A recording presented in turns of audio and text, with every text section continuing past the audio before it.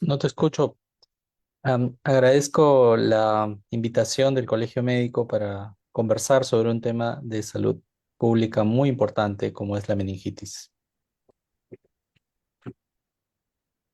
Muy bien, doctor. Sí, perdón, había un pequeño percance técnico. Bueno, ahora sí creo que se está escuchando perfectamente. Bien, muchísimas gracias, doctor, por la participación. Como había mencionado anteriormente, estamos en este segmento tratando sobre meningitis en la práctica clínica, decisiones vitales. Estamos con el doctor José López Revilla. Él es médico infectólogo del Instituto Nacional de Salud del Niño de San Borja, docente de salud pública en la Universidad Científica del Sur. Vamos a conocer entonces más detalles sobre esta enfermedad. Invitamos al público que está conectado a la transmisión que puedan realizar sus consultas para poder trasladarla a nuestro especialista y poder ser respondida cada una de ellas. Doctor, vamos a empezar entonces con el tema, ¿qué es la meningitis en sí? Bien, gracias de nuevo por la invitación. La meningitis es una inflamación de las zonas que cubren el cerebro, los tejidos que cubren el cerebro, ¿no? El cerebro, como bien todos sabemos, está muy protegido por todos los huesos del cráneo. Y debajo de ese hueso existen más de dos o tres cubiertas que pues protegen de manera muy eficiente, ¿no? De hecho, hay una barrera ahí que evita el ingreso de diferentes toxinas y infecciones. Pero cuando ingresa una bacteria, un virus, un parásito, un hongo, produce una inflamación intensa y que en muchos casos pues es severa y puede llevar a la muerte. Bien, de eso se trata entonces la meningitis. ¿Qué tan grave es la enfermedad de la meningitis hoy en día en nuestra capital y quizás en nuestro país? Nuestro país tiene una cantidad importante de casos de meningitis de diferentes tipos, ¿no? Hay que entender que la enfermedad es una manifestación de diferentes tipos de infecciones, ¿no? Hay infecciones por bacterias, hay infecciones por virus, hay infecciones por parásitos, hay infecciones por hongos, y cada uno de estos grupos microbianos puede llegar al cerebro bajo ciertas condiciones. De hecho, muchas de ellas son mortales, las bacterianas son muy letales, ¿no? Llegan a uno de cada tres, uno de cada cuatro pacientes fallece, ¿no? La tuberculosis también produce un tipo de meningitis crónica, ¿no? En ciertos grupos de pacientes que tienen la inmunidad muy baja, por ejemplo, los hongos aparecen como causa importante de meningitis. Y en algunas personas que están expuestas a condiciones muy especiales como las aguas contaminadas, puede entrar una ameba de vida libre y llegar al cerebro y producir una meningitis que en muchos casos son mortal. De hecho, la meningitis es una emergencia de salud y tiene que tratarse como tal.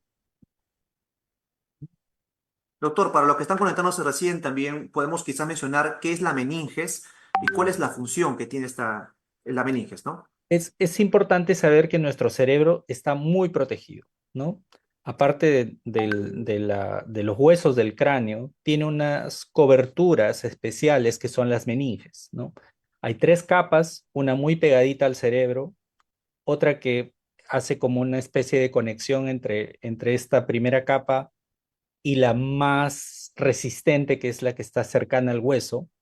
Estas tres capas tienen filtros celulares muy eficientes, ¿no? Entonces, filtran toxinas, filtran virus, filtran bacterias, pero en algunas condiciones estos pueden sobrepasar y tener una infección localizada en el cerebro que nosotros llamamos meningitis. Ujú. ¿Y cómo se produce o se contagia la meningitis? Es importante saber que la forma como llega un microbio al cerebro puede ser de tres tipos, ¿no? Uno, que tengamos un contacto directo, por ejemplo, personas que tienen traumas, que tienen accidentes que involucran el cráneo y tienen exposición del cerebro, pues el germen puede entrar directamente allí. Otro es a través de la sangre, ¿no? Cuando yo tengo una infección severa en otro lugar de mi cuerpo, las bacterias pueden trasladarse por la sangre y llegar al cerebro e invadirlo. Y otro es a través de portadores, ¿no? Por ejemplo, podría ser portador de una bacteria que es muy agresiva, como el Streptococcus pneumoniae, que es el neumococo. Yo puedo ser portador y si en alguna condición mi inmunidad baja, este neumococo puede invadir directamente mi cerebro y producir una meningitis, ¿no? Entonces, hay tres vías. Yo considero que la más importante es la de tener un estado de portador o tener una infección seria que está disparando bacterias, que está disparando otro tipo de gérmenes y que llegan a la sangre y de ahí llegan al cerebro. También, doctor, había mencionado los tipos, ¿no? Quizás podamos ampliar un poco más. Mencionó tipo de bacteria, virus y también otros como parásitos.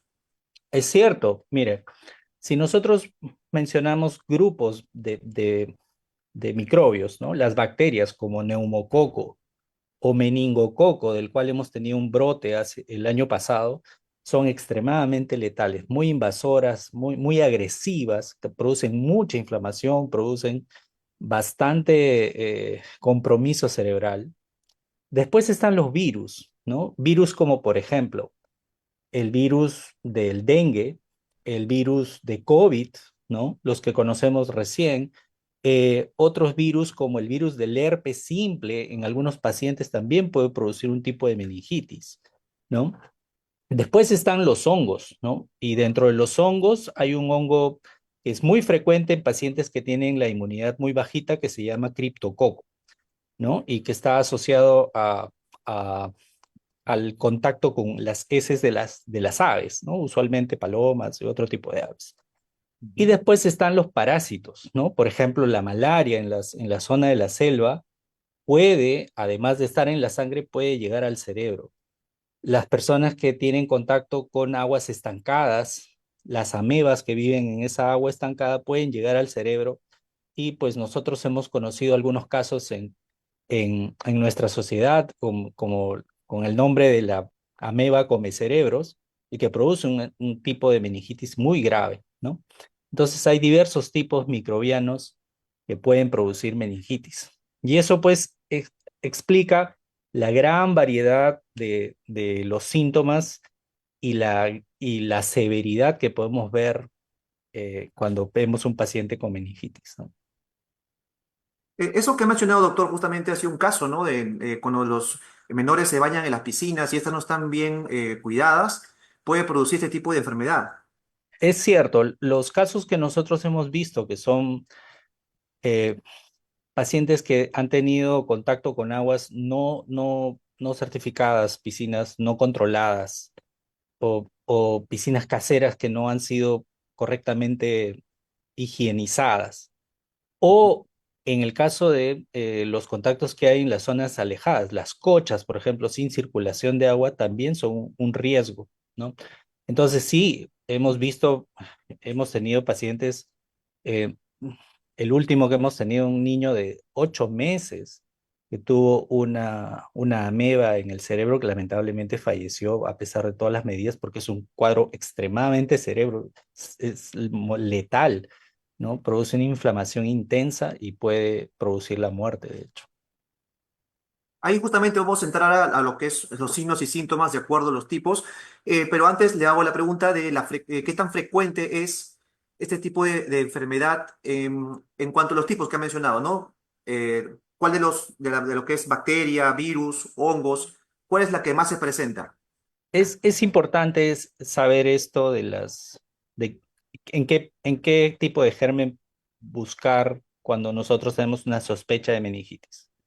Usualmente son dos los grupos más frecuentes, ¿no? Son las bacterias y son los virus. Si es que las personas tienen algún tipo de condición médica además asociada, si toman algún medicamento que modifique las defensas, si tiene un diagnóstico que está relacionado con una disminución de las defensas o que es una persona en condición vulnerable, una persona, un paciente muy joven, ¿no? Un niño muy pequeño o un adulto mayor, también ambos extremos de la vida son vulnerables para estos otros grupos que hablábamos de los parásitos o de los hongos, pero usualmente son las bacterias y los virus, ¿no? Y dentro de ambos, usualmente la primera causa siempre es bacteriana, ¿no? O sea, las bacterias siempre son la primera causa que hay que buscar. Después vienen los virus. La diferencia obviamente está en el laboratorio y en la sintomatología que pueda presentar el paciente y los antecedentes que tenga, ¿no? De hecho, la vacunación es algo importantísimo dentro de la población que limita el contagio de algunas bacterias que son letales y es necesario, pues, tener siempre presente ese punto, ¿no? Se suele creer también, doctor, que suele más ocurrir en niños, pero también se presenta en los adultos, como bien está mencionando. Es cierto, o sea, la mayor eh, proporción se produce en los niños. ¿Por qué? Porque los niños, el sistema inmunológico está en desarrollo, ¿no?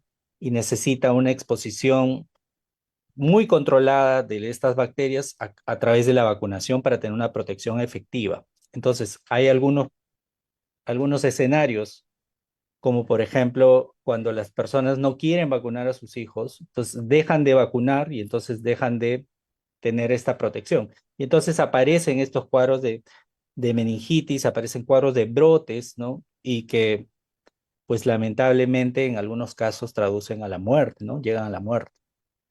Sí, eso es muy preocupante, doctor, lo que acaba de mencionar, ¿no? Justamente el hecho de que no se quieran vacunar ha sido todo un tema, incluso también ha sido parte de lo que ha sido una anticampaña contra el tema del COVID, ¿no? Vamos a entrar luego a ese terreno. Hay una pregunta también del público que tiene que ver con tratamiento. Vamos a entrar ahorita en tratamiento. Vamos a terminar primero lo que es la parte de los signos y síntomas. Doctor, ¿cuáles son los síntomas o signos? De Los acuerdo a lo síntomas que... más frecuentes son fiebre, dolor de cabeza, en personas que tienen dificultades para la comunicación vemos irritabilidad, ¿no? Los niños pequeños, por ejemplo, se vuelven muy irritables. Em, Hay confusión en los adultos, por ejemplo, ¿no? Pierden un poco el sentido, ¿no? O sea, tienen un poco de confusión, somnolencia, son los síntomas más frecuentes. Náuseas, vómitos, ¿no? Y fiebre, obviamente. Entonces, cuando nosotros vemos un paciente que tiene fiebre y dolor de cabeza persistente y está algo confundido, por ejemplo, si le preguntas qué hora es, qué día es, dónde se encuentra, si reconoce a las personas que están en su entorno y hay cierta confusión, pues claramente necesita una evaluación médica para descartar una meningitis que podría, pues, derivar en un cuadro severo, ¿no? qué tan, ahí es importante el tiempo, ¿no? ¿Cuánto es el tiempo que debemos ya acudir al médico ante los signos que Eh, acaba yo, de mencionar? yo diría que si tenemos un paciente con fiebre, dolor de cabeza, confusión o si es muy pequeño, irritabilidad, inmediatamente acudir al centro de salud, ¿no? De hecho, muchos de nuestros pacientes que tienen fiebre, los niños pequeños que tienen un resfrío, que tienen un cuadro de dolor de garganta y asociado a fiebre, ¿no? A veces pueden tener dolor de cabeza, sí, pero si esto se vuelve constante, dura más de 48 horas y el niño no mejora, evaluación y ya. 48 horas entonces, doctor. Si Sí, los síntomas persisten durante 2 días, ya sí. es de emergencia. Es indicativo que debe ir a urgencias y hacer una evaluación más detallada, más específica. Bien. Cómo se transmite? También se consulta aquí. Es que dependiendo de los gérmenes, ¿no es cierto? Los virus usualmente se transmiten por contacto. Algunas bacterias también se transmiten por contacto, ¿no? Yo puedo ser un portador, por ejemplo, transitorio, tuve una herida y tengo por ahí un neumococo y tengo contacto con una persona vacunada y no tengo la costumbre de higienizarme las manos, entonces puedo transmitirlo, ¿no? Entonces, la mayoría de las veces es por contacto. Otros tipos de contagios cuando yo estoy con un poco de tos y las gotitas, pues sí, yo no me curo al momento de toser o estornudar, puedo hacer algún tipo de contagio. Los otros tipos, por ejemplo, los de parásitos, los de hongos, esos sí necesitan un ambiente especial, ¿no? Yo, antes de pensar en este grupo de bacterias o de hongos o de parásitos, debo preguntarle a las personas que están a cargo del paciente o al propio paciente si ha tenido oportunidad de estar en una zona muy rural, hacer un viaje a la selva, meterse en una cocha, utilizar una piscina, o sea, ya son preguntas muy específicas, pero la mayoría de las veces, como son virus y bacterias, se transmiten por las gotitas, el contacto, ¿no? Y obviamente con una higiene de manos que no es adecuada. Ujú. Y justamente se ha respondido la consulta, ¿no? También hay un usuario que pregunta, Carmen Inón Blasov. Buenas tardes, doctor López. ¿Es la meningitis contagiosa? De- Hay algunos gérmenes que se contagian, ¿no? Sobre todo los virus y algunas bacterias. Por ejemplo, si yo puedo ser una persona que puede tener una tuberculosis y al momento de toser transmito la bacteria a otra persona que es muy vulnerable, podría desarrollar un cuadro severo de meningitis. Y sí, dependiendo, yo diría, del grupo microbiano del que estamos hablando, si hay contagios. Ujú. Perfecto, doctor. Continuamos entonces ahora con lo que son la parte del diagnóstico. ¿Qué tipo de exámenes o recursos usan para el diagnóstico? Aquí es importante separarlo, porque la evaluación clínica es fundamental, ¿no? O sea, todo médico general en la escuela de medicina aprende a reconocer cuadros de meningitis, porque es una emergencia. Entonces, hay una serie de evaluaciones clínicas que hace el médico, hace una serie de evaluaciones neurológicas que favorecen, pues, la sospecha diagnóstica. Pero yendo ya a las pruebas, todas las pruebas que sean generales, por ejemplo, el nivel de hemoglobina, el nivel de leucocitos, de glóbulos blancos, el nivel de plaquetas en la sangre, también nos dan alguna indicación. Pero si ya hablamos de pruebas específicas, el estudio del líquido cefalorraquídeo, que es la punción en la columna para tomar líquido cerebral, es digamos, el estándar del diagnóstico, ¿no? Nos ayudamos también con pruebas de imágenes cerebrales, ya sea resonancia magnética o tomografía, ¿no? Para definir si es que hay alguna otra anormalidad o que el paciente pues tenga alguna condición muy específica, pero siempre es necesario tener una imagen cerebral, un estudio de líquido cefalorraquídeo y claramente un examen clínico dirigido que pues aporte más información, ¿no? Por ejemplo, hay rigidez al momento de evaluar al paciente, hay mucha irritabilidad, ¿no? O a veces hay mucha somnolencia, ¿no? Entonces, básicamente esas cosas. Muy bien, doctor. También tenemos el comentario de Ilan Vargas. ¿La forma de inicio es clave para la decisión del tratamiento o requiere el estudio previo de líquido cefalorraquídeo para la toma de decisiones? Es una buena pregunta, porque nosotros tomamos la decisión de empezar a tratar incluso sin tener la muestra de líquido cefalorraquídeo o la imagen, porque el todo tiempo cuenta. Es importante saber que cuando uno ya propone el diagnóstico de meningitis, pues ya tiene que estar pensando en la terapia que va a empezar a utilizar, a pesar de que no pueda tomar una muestra rápido, porque las horas cuentan, ¿no? Bien, entonces vamos a pasar también a otra pregunta, doctor. El tratamiento. Bueno, deriva un poco de la pregunta que hace el comentario Sí, en el público, ¿no? yo quería acotar un punto allí. Sí. Em, cuando el médico que evalúa al paciente sospecha una meningitis, es indispensable tomar una muestra de líquido cefalorraquídeo. Y hay muchos mitos alrededor de esa prueba porque es una prueba especializada, ¿no? Hay muchos mitos, por ejemplo, que escucha uno y dice, porque le punzaron la columna, lo han dejado paralítico. Y realmente eso no sucede porque la anatomía del ser humano está claramente definida y el lugar donde se coloca la aguja para tomar la muestra no tiene médula espinal.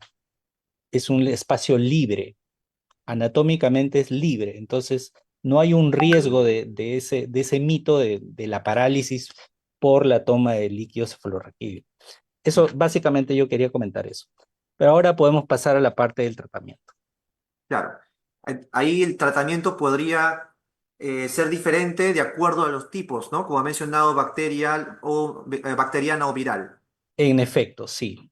Usualmente pensamos siempre primero en bacterias, entonces hay diversos antibióticos que tienen que llegar en concentraciones adecuadas al cerebro, a todo este esta protección también tiene que llegar a concentraciones adecuadas y en todos los establecimientos que manejan urgencias existen esos medicamentos, ¿no?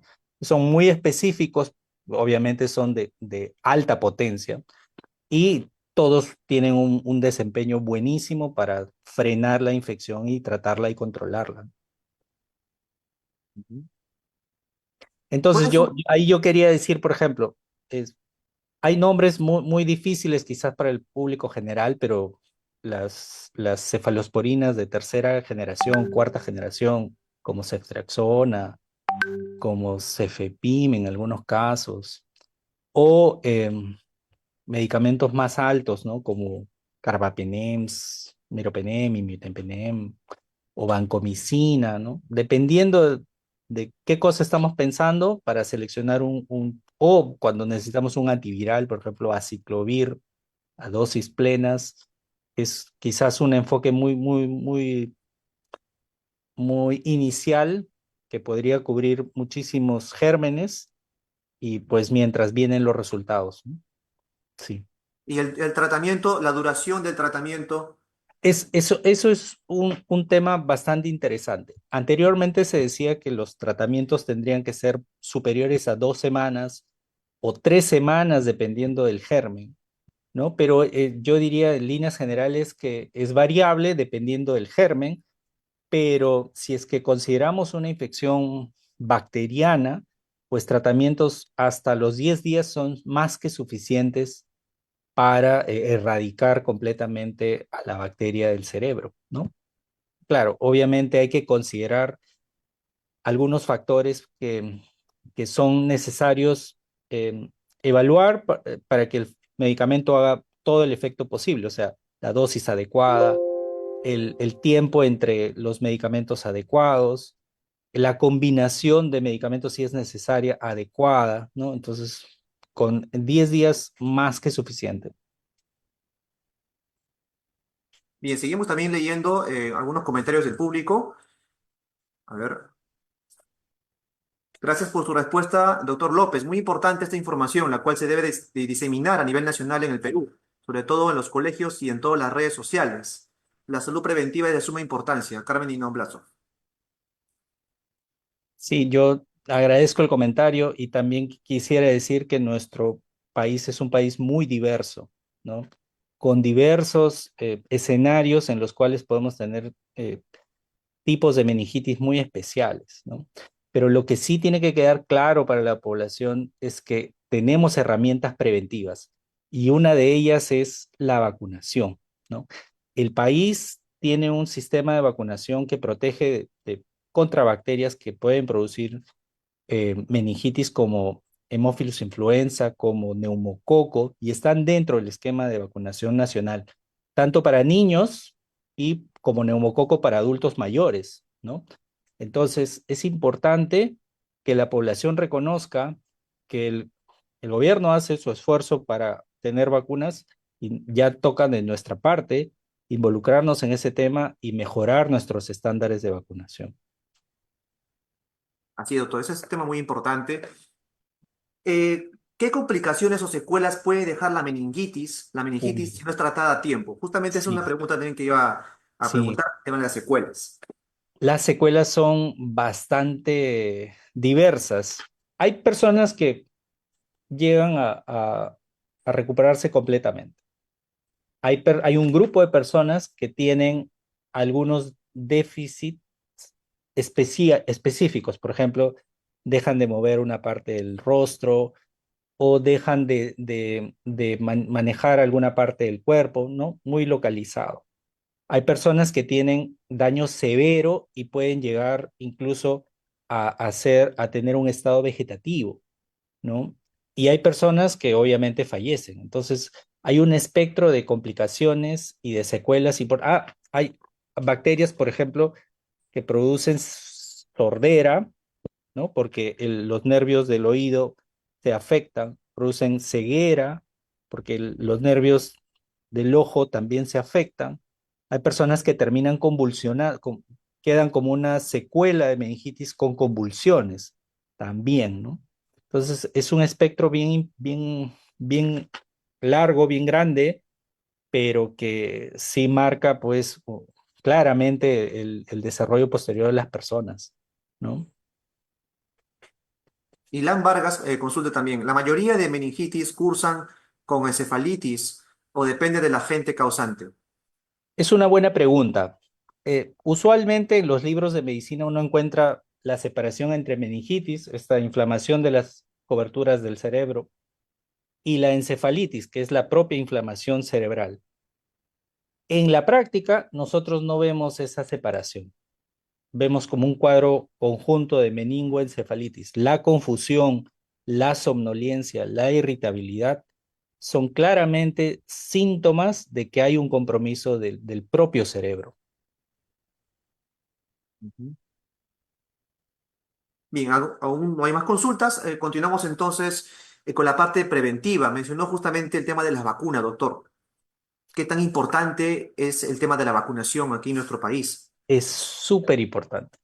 Yo diría que es la principal arma preventiva que tenemos a disposición y gratuita, ¿no? O sea, si nosotros, por ejemplo, si nos trasladamos a las épocas prevacunas, la, la esperanza de vida era alrededor de 30 años, 35 años, ¿no? Excepcionalmente llegaban los 40, 45 años. Con la introducción de las vacunas, pues el panorama cambió. La meningitis empezó a caer en frecuencia y empezaron a adicionarse nuevos grupos de vacunas para proteger a otras bacterias, para proteger a otros virus. Y entonces ahora la cantidad de casos es reducida. Es importante, sí, pero es muy reducida comparada a las épocas pre-vacunación. Entonces, si, si nosotros tenemos vacunas que van a protegernos contra las formas severas de estas bacterias que producen meningitis, ¿no? Producen sordera, producen déficits, producen convulsiones, claramente el beneficio de un inyectable controlado versus sufrir toda esta enfermedad que probablemente tenga también un efecto mortal, pues es clarísimo, ¿no? Ujú. Y en porcentaje, doctor, ¿cuánta efectividad tiene la vacuna? ¿Y en qué edad debe ser inyectada?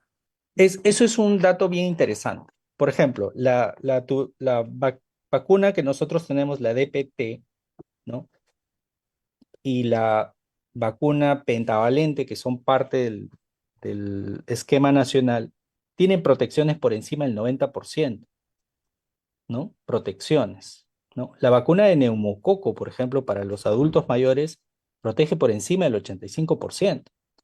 Así que eh, el beneficio es clarísimo. Am, Otras vacunas, por ejemplo, la vacuna contra sarampión, papera, rubiola, sarampión también puede producir compromiso meningoencefálico, porque es un virus, ¿no? Los virus una vez que entran al cuerpo se diseminan por todos lados y depende del estado del paciente para que haga un cuadro de encefalitis. Entonces, sarampión, por ejemplo, tiene una efectividad que supera el 90%. Varicela, ¿no? También tenemos cobertura, o sea, efectividad por encima del 90% con las dos dosis. Así que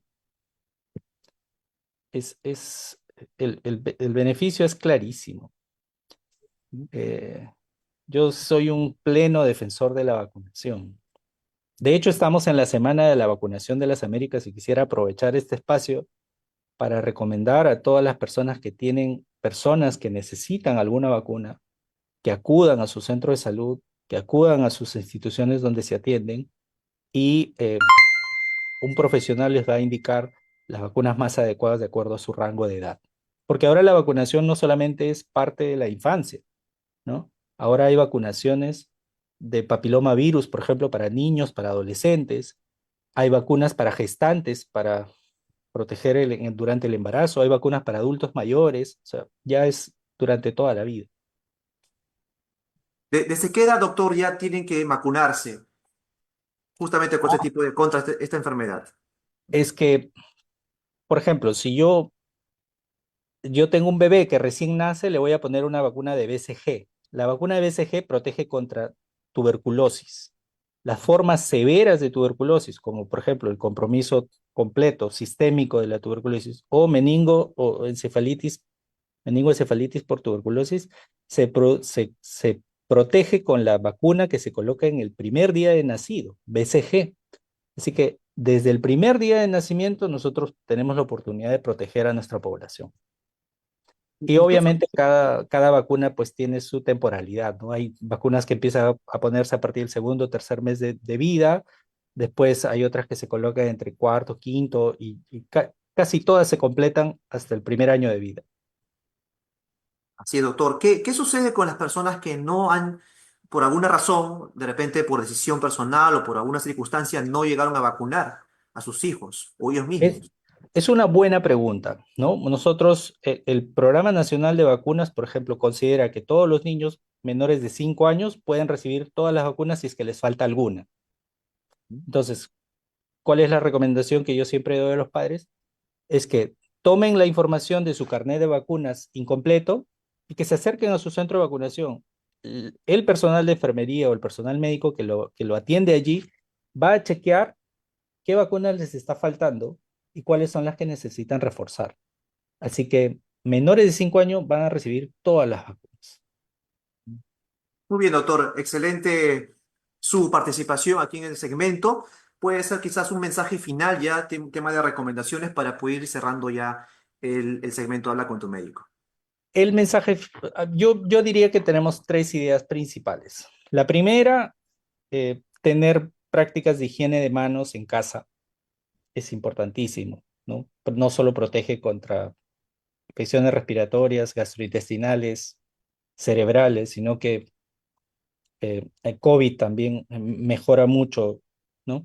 La segunda es que tengamos en cuenta que la información que necesitan los médicos debe ser totalmente detallada. O sea, si yo tengo una persona que la estoy llevando a la urgencia, pues contarle si viajó, si tuvo exposiciones con animales, si se metió a las piscinas, o sea, el mayor detalle siempre le va a ayudar al médico. Y la tercera es el mensaje que hemos estado hablando constantemente de la vacunación. Si yo tengo personas que están en rango de vacunas, acudir al centro donde me atiendo para que se regularicen todas las que necesito. Un pequeño paréntesis, doctor, ahí cuando justamente mencionamos en medio de la transmisión el caso de la piscina, ¿no? Justamente los niños, eh, que es importante de repente usar algún elemento que pueda tapar los oídos, donde puede ingresar el agua contaminada, quizás. Eh, no, No.